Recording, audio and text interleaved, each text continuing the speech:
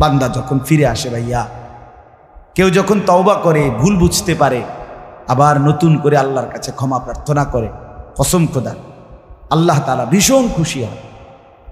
হাদিসে আছে আল্লাহর কোনো বান্দা যখন তওবা করে, আল্লাহ তখন ফেরেশতাদেরকে বলে, আমার ফেরেশতারা 7 আসমান আর জান্নাত সাজিয়ে দাও। ফেরেশতারা জান্নাত সাজায়, আসমান সাজায়।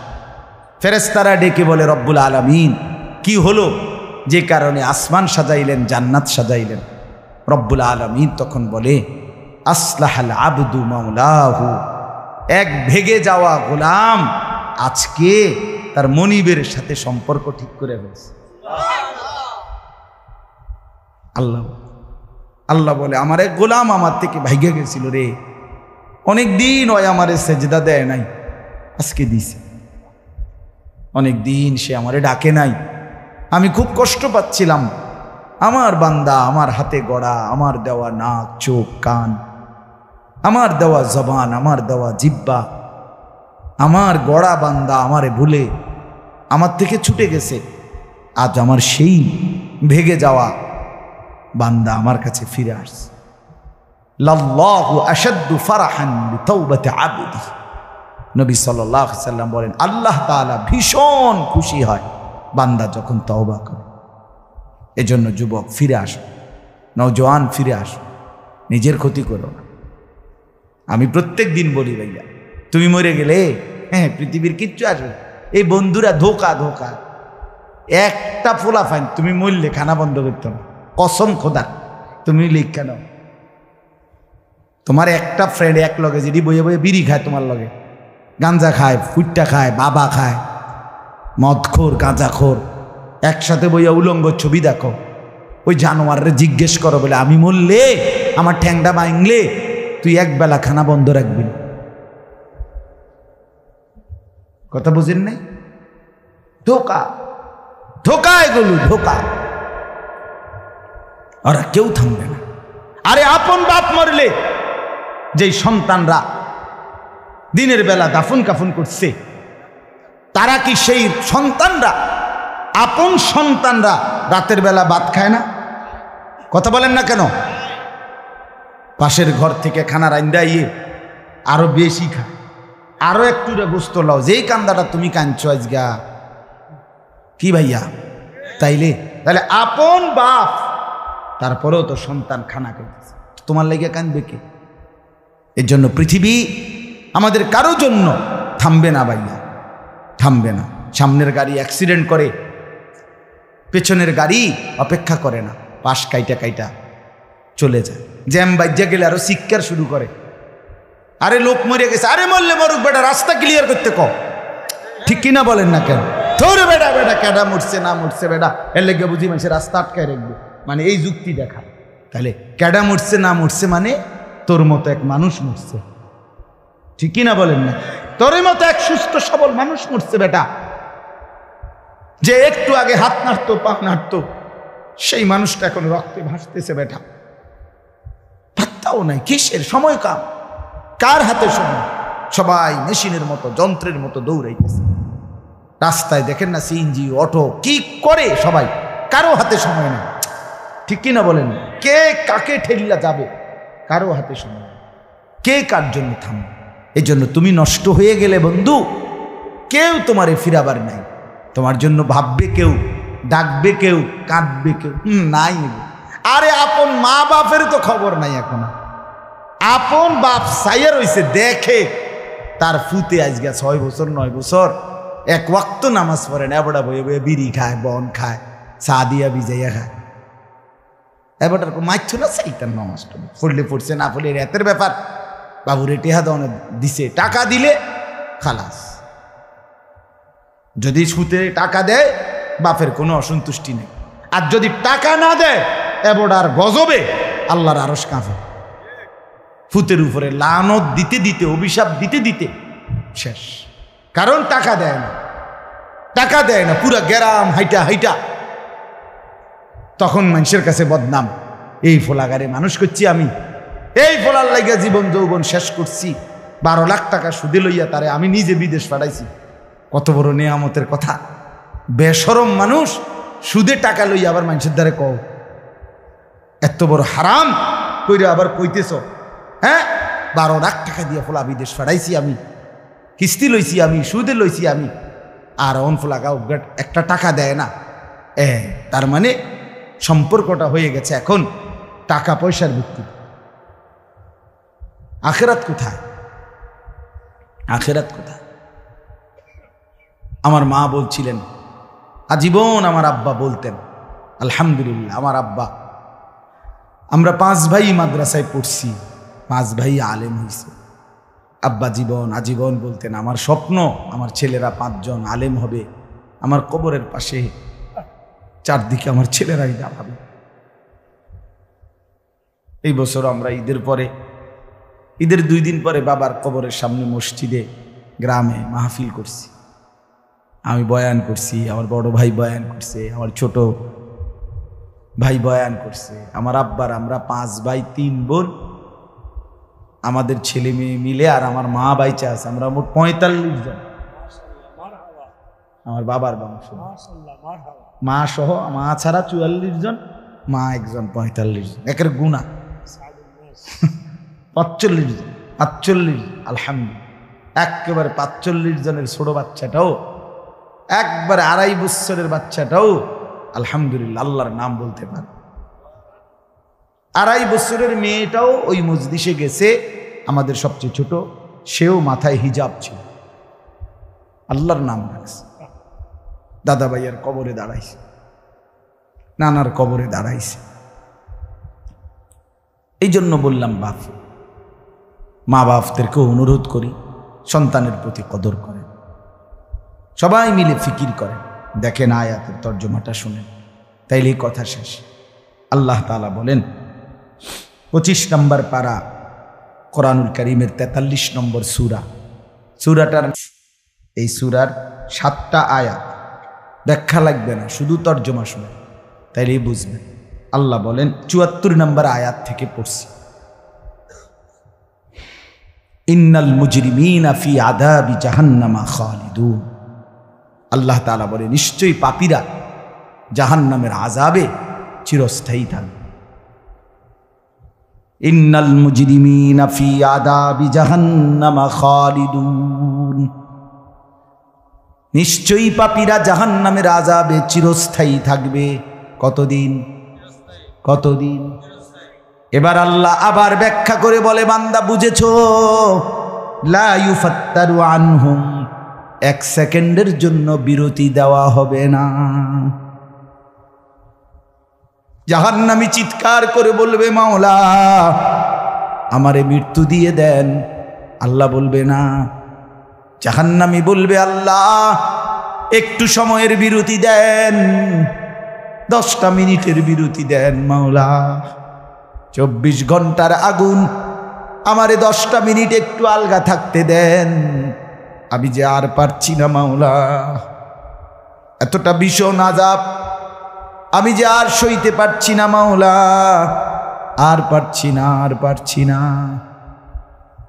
লা ইউফাত্তারু আনহুম, আল্লাহ বলেন 1 সেকেন্ডের জন্য জাহান্নামের আযাব, আগুন বিরতি দেয়া হবে না। ফাতরা মানে কি নাই? বিরতি নাই। আহুম ফীহি মুবলিসুন, এরপরে আল্লাহ বলেন জাহান্নামী এই দীর্ঘ 24 ঘন্টা অনন্তকাল আযাবের মধ্যে থাকবে। কেমনে থাকবে?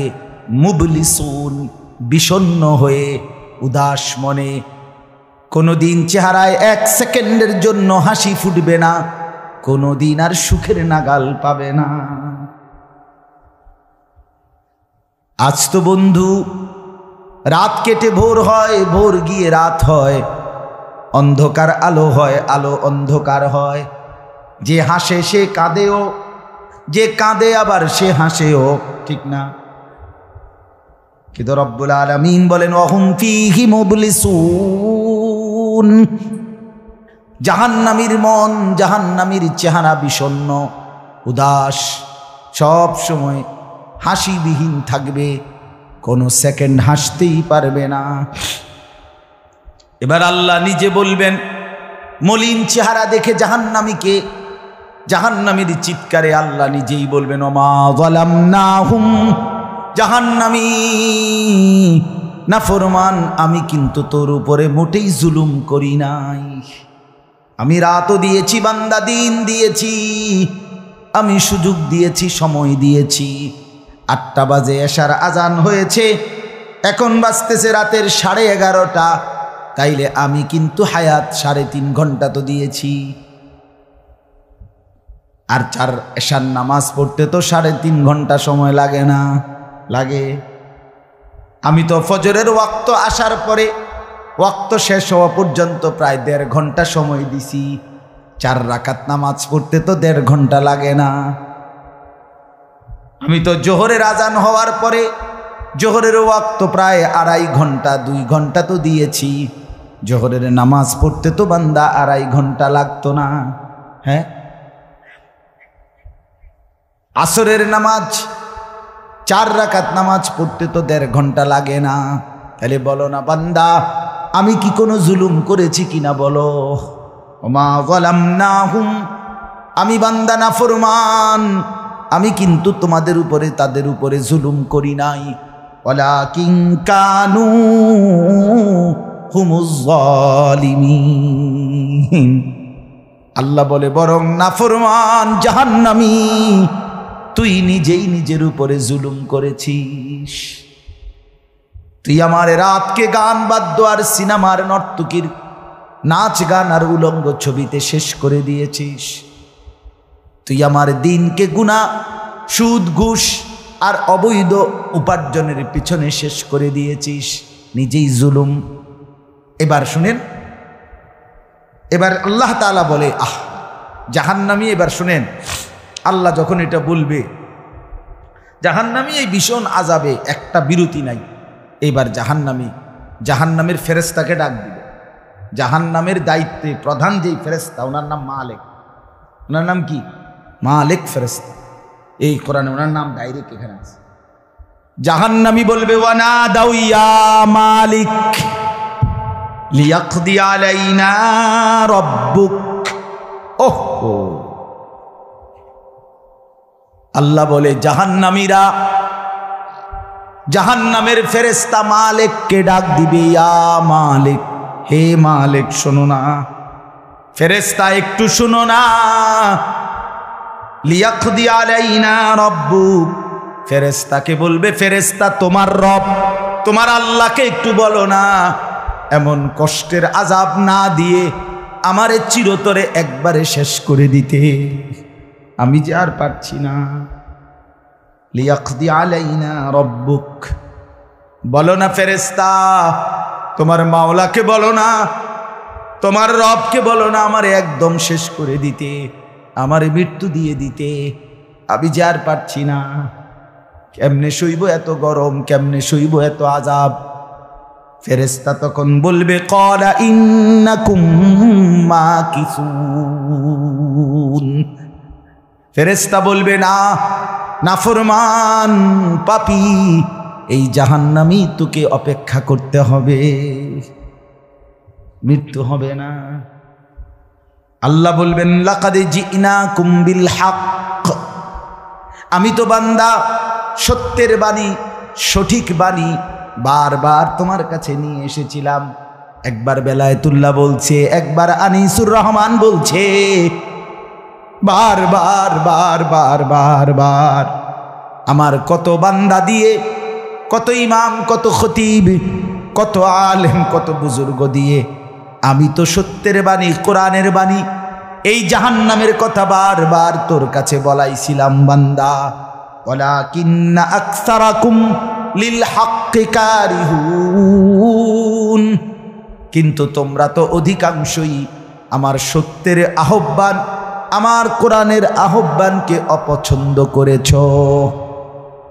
পাত্তা দিস এত বাদ দিস হুজুর রাইতান কই বই মাতিস তাই আছে না এমন বেত্তমিজ লোক, কথা বলে না। অনেক বুড়া মানুষও আছে, অনেক বুড়া মানুষ।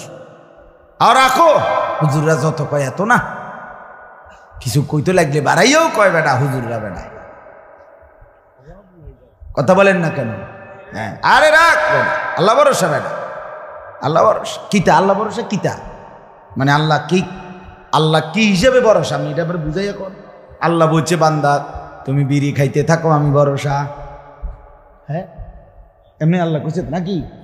তুমি টেলিভিশনে নাচ গান প্রত্যেক দিন বিকালে নর্তকী দেখো আমি ভরসা, এটা নিয়ে আল্লাহ কইছে। তো আপনি কিতা কইলেন? কি আল্লাহ ভরসা কিতা, কি বুঝাইতে চাইলেন? হ্যাঁ, আল্লাহ ভরসা মানে কি? মানে আপনি গুনার উপরে মৃত্যু পর্যন্ত টিকে থাকবেন আর আল্লাহ ভরসা, এটাই না? নবী সাল্লাল্লাহু আলাইহি সাল্লাম সুপারিশ করবেন মানে কি? নবীজি সুপারিশ করবেন এই কথার অর্থ কি? এই কথার অর্থ এই যে উম্মত তুমি বিড়ি সিগারেট মদ জুয়া চুরি ডাকাতি জিনা ব্যভিচার নাচ গান সুদ ঘুষ তোমার যে দুর্শল্যে কুলায় মৃত্যু পর্যন্ত শেষ মুহূর্ত পর্যন্ত তুমি করতে থাকো, আমি সুপারিশ করে করে তোমার বেহেশতে দিব, এই তো অর্থ না?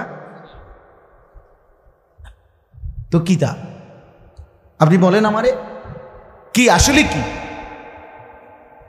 আরে মুসলমান খুব বেশি খামখেয়ালি, খুব বেশি খামখেয়ালি। এবার দেখেন একটা শক্ত কথা আল্লাহ বলছে, আম আবরামু আমরান ফাইন্না মুবরিমুন। আল্লাহ বলে জালেমরা পাপীরা তোরা আমার আযাব থেকে বাঁচবার কোনো ব্যবস্থা করেছো কিনা তোমরা ঠিক করো। ফাইন্না মুবরিমুন, আমি তোমাগরে কেমনে ধরবো শাস্তি দেব কি কি এগুলো আমি আল্লাহ আমারগুলো ঠিক করে ফেলেছি। যে আম আবরামু আমরান, তারা কি কোনো ব্যবস্থা করেছে কিনা জিজ্ঞেস করেন। ফাইন্না মুবরিমুন, আমার ব্যবস্থা আমি করে রাখছি। বুঝেন নাই কথাটা? আল্লাহ বলেন আমার শাস্তি দেব কি কি, আমার আযাব দেব কি কি, আমি সব ঠিক করে রাখছি জাহান্নামে। তুমি বান্দা বাঁচবা কেমনে তোমারটা তুমি ঠিক করছো কিনা বলো। এবার শেষ আয়াত, আম ইয়াহসাবুনা আন্না লা নাসমাউ সিররাহুম ওয়া নাজওয়াহুম। আল্লাহ বলে নাফরমান পাপীরা জালেমরা দুশমনরা মনে করে আমি তাদের গোপন কথা অন্ধকারের গোপন পরামর্শ একেবারে চুপচাপ নিরিবিলি কথাগুলো আমি শুনতে পাই না। কারণ ইয়ারফোন লাগাই রাখছে না, শুনবো কেন? মা কানের মধ্যে দুইটা বল্টু লাগাইলে তার আল্লাহ শুনে না, কথা কয় না। হ্যাঁ, আল্লাহ জিজ্ঞেস করছে তুমি এই ভাবছো না তুমি যে কানের মধ্যে গান শুনবার টাইমে ইয়ারফোনের বল্টু লাগাইয়া রাখো, তুমি মনে করছো না ফরমান মাইনসে না শুনে না, তো মাইনসে যখন শুনে না আমিও শুনি না নাকি? জবাব দেন, ওই যুবক বলো না মিয়া। মাটির নিচে কিংবা অন্ধকারে অথবা একাকী কোনো গোপন জায়গায় তুমি যেই অসভ্যতা করছো, যেই ভিন নারীর সাথে কথা বলছো, বন্ধুদের অসভ্য আড্ডা দিচ্ছ, তুমি মনে করছো গ্রামের কেউ দেখে না, গ্রামের কেউ জানে না। আল্লাহ বলে তাহলে তুমি কি এই ভেবেছ যে আমি আল্লাহও জানি না? বালা, হ্যাঁ আল্লাহ বলেন আমি জানি, আমি শুনি, আমি দেখি। আর অরসুলুনা লাদাইহিম ইয়াকতুবুন, আমার পক্ষ থেকে মনোনীত ফেরেশতা ডান কাঁধে বাম কাঁধে তারা কিন্তু সাথে সাথে 24 ঘন্টা ইয়াকতুবুন লিখতেছে লিখতেছে লিখতেছে লিখতেছে কি না বলেন? ডান কাদের আর বাম কাদের ফেরেশতাকে তুমি তোমার থেকে আড়াল করবা কেমনে? বলেন না কেন? কেমনে আড়াল করবেন? সুযোগ আছে কারো? আল্লাহ আমাদেরকে বুঝ দান করে। অতএব বাপ, জাহান্নামীর আত্মচিৎকার শুনলেন আপনি, জাহান্নামী আল্লাহকে ডাকবে, জাহান্নামী ফেরেশতাকে ডাকবে, জাহান্নামী একটু আযাবের হালকা করতে চাইবে, জাহান্নামী মৃত্যু কামনা করবে, জাহান্নামী কতভাবে যে বাঁচতে চাইবে, কিন্তু কসম আল্লাহ বাঁচতে পারবে না। এজন্য দয়া করে রাত গভীরে মেহেরবানি করে চলেন প্রত্যেকে ইনশাআল্লাহ, সিদ্ধান্ত নিন। শেষ পর্যন্ত যে কয়জন যুবক টিকে রইলা, বসে রইলা, ভাইয়া তোমাদের কাছে অনুরোধ, আজকের থেকেই বদলাও ভাইয়া। আগামী দিনে মুসলমানের জন্য, ইসলামের জন্য খুব বেশি যুবকের দরকার। তোমরা না আগাইলে, তোমরা না ফিকির করলে আগামী দিনে ইসলামের জন্য লড়বে কে? বা সারা পৃথিবী ইসরায়েলের ইয়াহুদিদের জুলুম অত্যাচার এখনো তো শেষ হয়নি। সেই গত বছর অক্টোবর মাসে ফিলিস্তিনের মুসলমানদের উপরে বোম্পিং অত্যাচার শুরু হয়েছে। অক্টোবর, নভেম্বর, ডিসেম্বর, জানুয়ারি, ফেব্রুয়ারি, মার্চ, এপ্রিল, আজকে 7 মাস চলতেছে, এখনো বন্ধ হয়। আজকে 7 মাস যে মানুষগুলো যাদের কোনো ঠিকানা নাই, নারী, পুরুষ, বাচ্চা, কোলের বাচ্চা, বলেন ভাইয়া 7 মাস তারা কি পরিমাণ মানবেতর জীবন যাপন করতেছে। এই রমজানেও ফিলিস্তিনের মাসুম বাচ্চা খাবারের অভাবে, ইফতারের অভাবে ঘাস চাবাইছে। এটাও তো ছবি আসছে, ঘাস চাবাইছে। আমার বাচ্চাটা 2.5 বছর, একটা মেয়ে আমার সাথেই ঘুমায় রাত্রে, প্রায় সময় রাত্রে উঠা এই 2 ঘন্টা 2.5 ঘন্টা হঠাৎ উঠে খাবো, পানি খামো, পানি খামো। আমি সবসময় আমার বালিশের পাশে, খাটের পাশে পানি রাখি হেল লেগে। তাহলে আমার এই ছোট্ট মাসুম বাচ্চা যখন পানি চায়, আমি তারা পানি দিই। ফিলিস্তিনের এই ছোট বাচ্চা যদি তার মার কাছে পানি চায়, সে মা কোত্থেকে পানি দিবে? হ্যাঁ, আমার ছেলেটা 6 বছর 7 বছরের, ওরা 2 জন, এই ছোট মেয়েটা আর এই ছেলেটা সারাক্ষণ বাসায় এই একবার এটা খাই, ওইটা খামো, ওইটা খামো, ওইটা খামো। আমার এই কত সময় ফোন দিয়ে, আবু এটা আইন নেন, ওইটা আইন নেন। ওই দিন রাতের বাজে 1টা-1:30, আবু মালটা আইন নেন। আমি 1 কেজি মালটার জন্য 3 বাজারে গেছি, রাতের বাজে গেছে 1:30-2টা, কোথাও দোকান খোলা নাই। আমি দেখলাম বাসায় আমার ছেলেটাও মেয়েটাও, এই ছোট, কসম আল্লাহ, আমি গেট খুলছি, দরজা আমার জন্য দৌড়াইয়া দাঁড়ায় আছে, ওই মালটা আনছি নি আব্বু। আমি জড়ায় ধরে বললাম যে আব্বা কোথাও পাই নাই, একটা দোকানও খোলা নাই। মানে আমি তো জানি সকালে আনতে পারবো, ঠিক না, শুধু রাতে আনতে পারি নাই, এটাই আমার কাছে এতটা কষ্ট লাগছে।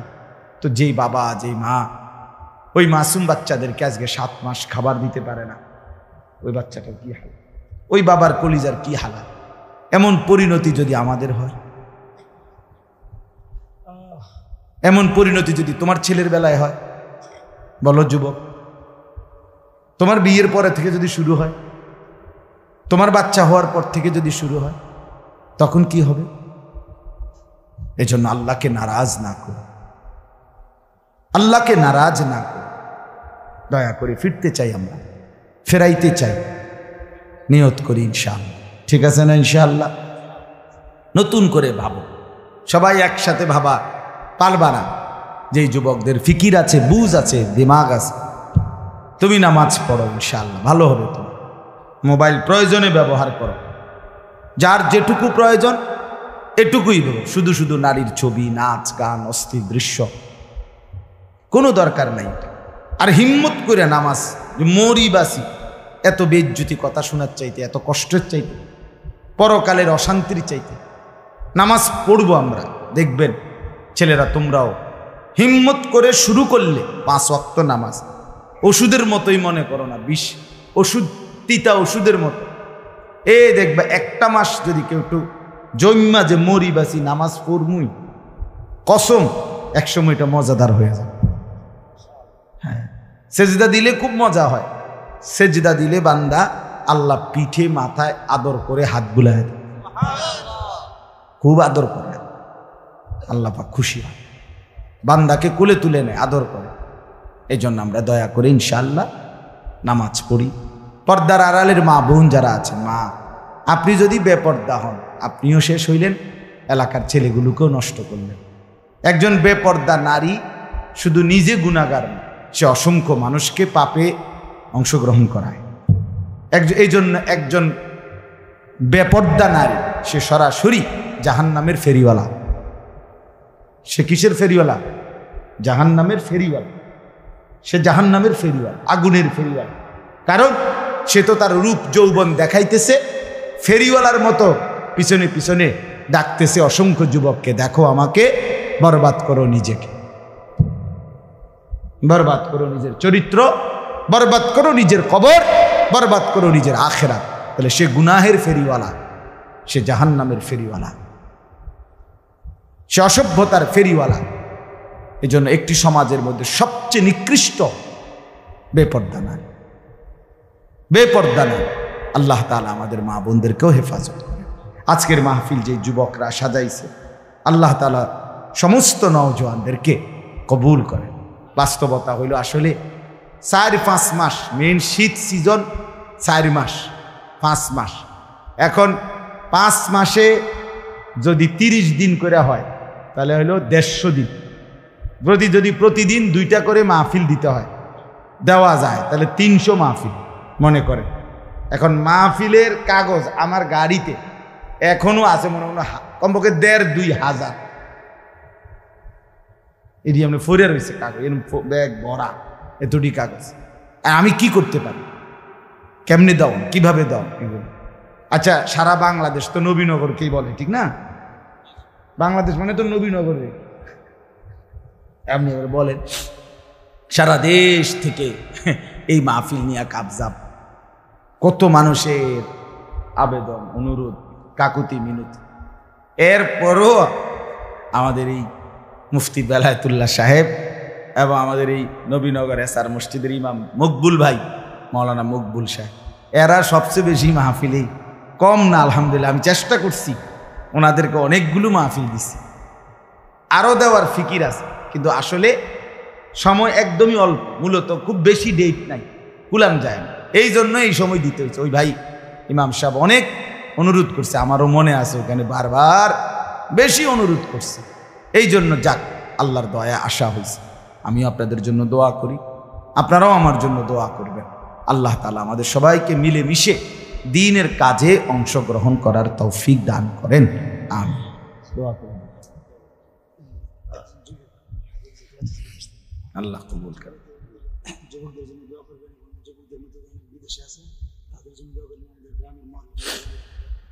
অনেক কষ্ট করে প্রবাসী যে বিদেশি ছেলেরা, আমি নিজ চোখে দেখি। এইবারও আমি উমরায় গেছি, যে রমজানে, এই রমজানে আমি প্রবাসী ভাইদের রোমে রোমে গেছি, বয়ান করছি। 12 জন, 14 জন, 16 জন, 20 জনের রুম, হালাকা। এবার বেলায় ওই যে হালাকা কাকিয়া, ওখানে গিয়েও বয়ান করছি। এবার এই আমগো প্রবাসী বাংলাদেশি ভাই, আর এই অনেক কষ্ট করে, 12 ঘন্টা 14 ঘন্টা ডিউটি করে। হ্যাঁ, এরপরে আপনার এই ছোট্ট একটা রুমের মধ্যে 14 জন 16 জন একসাথে ঘুমায়, নিজেরা রান্না করে খায়, নিজেরা। ঠিক আছে, কথা হবে ইনশাআল্লাহ। হ্যাঁ, এই জন্য এরা অনেক কষ্ট করে। এই কসবার এক ছেলে, আমি এক মাস এবার আমার এইবার রমজানে জড়ায় ধরা আমার কানছে অনেকক্ষণ, বিদেশ মক্কায়। ছেলেটা আমারে বলতেছে, হুজুর আমি 8 বছরে আজকে বিদেশ করি, এই 8 বছরে কোনোদিন এই বিদেশে একজন ভালো ডাক্তার কোনো শরীরে কোনো রোগ সুখের জন্য দেখাইনি। কয়েকজন ডাক্তার যদি দেখাই, তাহলে হেরার যে ওষুধ টষুধ দিবে আমার 15-20 হাজার টাকা চলে যাবে খরচ। তাইলে আমি বাড়ির টাকাটা পাঠামু কেমন? এই জন্য ব্যথা বেদনার একটা ট্যাবলেট খাইয়া পইরা থাকি হুজুর, আর এই কলজার মধ্যে জমাইয়া টাকাগুলো সব বাড়ি পাঠায়। ছেলেটা আমারে খুব কাঁদছে, আমার পোলাটার কথা মনে হয়। সে আমারে বলছে, হুজুর আমি আজকে 8 বছরে কসম আল্লাহ, এই মক্কায় বলতেছি, সুখ নিজের আনন্দ বলতে কি জিনিস আমি আজকে 8 বছরে কোনোদিন দেখিনি। সবটা দিয়ে দিছি পরিবারের জন্য, মানে বাড়িতে, শুধু কোনো রকম মানবেতর, কোনো রকম মানে কোনো রকম জিন্দিগিটা কাটাই, বিদেশে পড়ে আসি আমি। কিন্তু এরপরে বাবা, এতটা কষ্টের টাকা পাঠাবার পরে যেই স্ত্রী, যেই বিবি বাজারে বাজারে ঘুরে, বেপর্দা ঘুরে, মোবাইলে সারা দিন রাত পড়ে থাকে, স্বামীর পবিত্র আমানত, নিজের ইজ্জত, নিজের সতীত্ব নষ্ট করে, পরকিয়া, ভিন কোনো পুরুষের সাথে অবৈধ কোনো সম্পর্ক করে, তার মতো অসভ্য, নির্লজ্জা, বেহায়া, অসভ্য নারী আল্লাহর জমিন আর কেউ হইতে পারে না। তোর জন্য বেটি, তোর ছেলেটার জন্য, বাচ্চাগুলোর জন্য এই ছেলেটা, এই পুরুষটা আজকে 6টা বছর, 8টা বছর, 12টা বছর বেটা বিদেশের জমিনে পড়ে আছে, আর বিনিময়ে তুই নিজের জিন্দেগি নষ্ট করে দিলা, স্বামীর পবিত্র আমানত নষ্ট করে দিলা তুমি। এই জন্য দয়া করে আমার কথাটা যদি একটু শক্ত হয় মাফ করে দিয়ে আমার কিন্তু প্রবাসীর বিবিদেরকেও বলি, বোন দয়া করে নিজের ইজ্জত আব্রু সতীত্ব নিজের চরিত্রের হেফাজত কষ্ট করে হলেও, আপনার জন্য স্বামী বেচারা কষ্ট করে, আপনিও তার জন্য কষ্ট করেন, মিলেমিশে সবর করিলে চরিত্রের হেফাজত করিলে একদিন দুইজনই জান্নাতি হবে। ছেলেরা যারা তোমাদের বাপ বিদেশ, তোমরাও ভাইয়া একটাবার দেখে আইসো কি কষ্ট করে। এই জন্য দয়া করে কষ্টের এই রক্ত পানি করার টাকা শুধু শুধু মোবাইল টিপ্পা উলঙ্গ ছবি দেখা নর্তকীর নাচ গান দেখে ভাইয়া নষ্ট করো না। এত বড় জুলুম বাপের উপরে কইরো না, আল্লাহ সইবে না। এত বড় জুলুম কইরো না, একদিন তুমি কষ্ট পাইবে, একদিন তোমার উপরে এই মুসিবত আসবে। আল্লাহ আমাদের ছেলেদেরকেও হেফাজত করেন। মসজিদের কাজ আমি নিজেও দেখছি, আলহামদুলিল্লাহ মসজিদের কাজ চলতেছে। দয়া করে সবাই মিলে মসজিদের দিল খুলে দান করবেন। মনে রাখবেন হাদিসের মধ্যে আছে, আল্লাহ নবী সাল্লাল্লাহু আলাইহি সাল্লাম বলছেন, ইসরাফিল যখন ফু দিবে কিয়ামতের দিন সব কিছু ধ্বংস হবে, হবে কি না? কথা বলেন না। ইল্লাল মাসাজিদ, নবীজি বলছে মসজিদ ব্যতীত। ইসরাফিল ফু দিলে আসমান জমিন চন্দ্র সূর্য ঘর বাড়ি দালান বিল্ডিং পাহাড় নদী সব চুরমার হয়ে যাবে, মসজিদ ভাঙবে না। বোতলে মসজিদ কি হবে? ইয়াদম্মু বা'দুহা মা বা'দ, এক মসজিদ আর এক মসজিদের সাথে লাগবে, মিশবে আর কি। মিশা সব মসজিদ কাবা ঘরের সাথে মিলবে, একসাথে আল্লাহর ঘর কাবা সহ একসাথে সবগুলো জান্নাতে চলে যাবে। এরপরে এই জন্য মসজিদের দান যে করলেন, আপনি মসজিদে টাকা পয়সা দান করলেন, যে এই মসজিদ আপনি বেহেশত থেকে দেখবেন, আর এই যে আমরা গ্রামের মসজিদ বুঝেন না। এই জন্য মসজিদের দান শেষ হয় না, মসজিদের দান কি হয় না, শেষ হবে না। আপনি দিয়ে যাবেন, এ আগে দিছেন আবার দিবেন, সামনেও দিবেন, ঠিক আছে ইনশাআল্লাহ। সবাই সহযোগিতা করেন। ভবিষ্যতেও ছেলেরা তোমরা নিজেদের এই মাহফিল আন্তরিকতার সাথে মিলেমিশে চালু রাখো, চেষ্টা করবা। আমরাও যদি কখনো আবার সুযোগ পাই আসার চেষ্টা করব। আরও ওলামায়ে কেরাম বেলায়েত ভাইয়ের সাথে কথা বললে ফিকির করে দেবে ইনশাআল্লাহ, চেষ্টা করে দেবে। আল্লাহ তাআলা সবাইকে কবুল করে। আলহামদুলিল্লাহ।